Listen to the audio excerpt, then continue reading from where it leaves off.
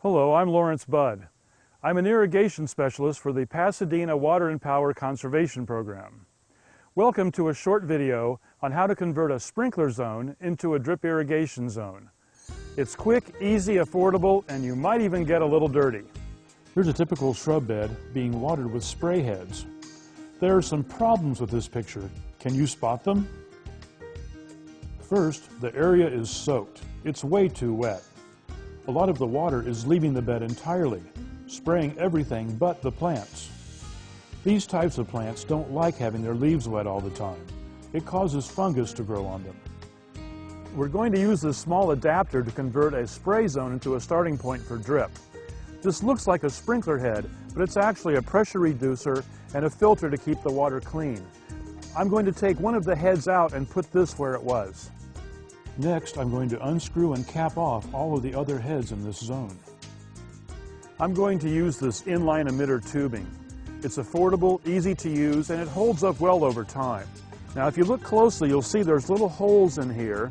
Those are the emitters, and they put out either 1/2 or 1 gallon per hour. I can run one piece of this tubing for 300 feet. That's important, and you'll see why later. I'm laying the tubing into the bed, making sure it is somewhere close to the plants. I can make a big loop around the entire bed or snake it through the bed itself. Be careful to not let the tubing kink. If you're on a slope, be sure to place the tubing on the high side of the plants. Remember, you can go 300 feet off of one head. That's a lot of coverage. As I lay down the tubing, I'll hold it in place with a sod staple. Place one about every 4 feet. The tubing uses small connectors that makes accessing any part of your landscape or garden very easy.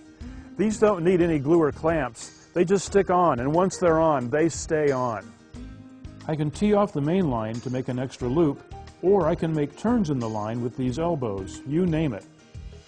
It's also easy to end a run with a small item called a figure 8, which is essentially a double loop. If you cut your line in the wrong place, don't worry, these small couplers can fix that quickly. Once we have laid out our system and attached it to the old spray heads, we're ready to test it.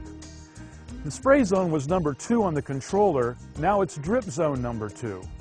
Since drip waters much more slowly than sprinklers do, we're going to be using a very different schedule. I want to run this tubing about 1 hour per week, which will put out about 1 gallon of water every foot. I don't want to water every day, just once or twice a week. Since drip oozes out very slowly, I'm going to set a schedule of 30 minutes twice a week. I'll watch it for a week and see if the plants look too wet or too dry. Every week, people ask me, won't the plants be too dry on drip irrigation? Not at all. The biggest problem with drip is the plants becoming too wet. People tend to keep turning the system up, thinking the plants aren't getting enough water.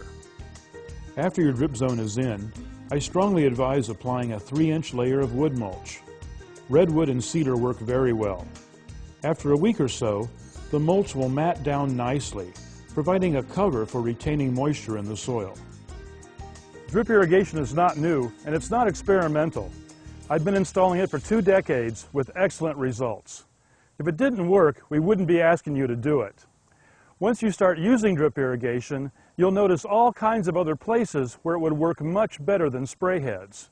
So please, don't be afraid to tell your friends and neighbors how well it works. And because drip irrigation is so efficient, it's not restricted in use by Pasadena Water and Power. I'm Lawrence Budd, and by using these tips, you'll have a healthier, greener landscape that saves water and money.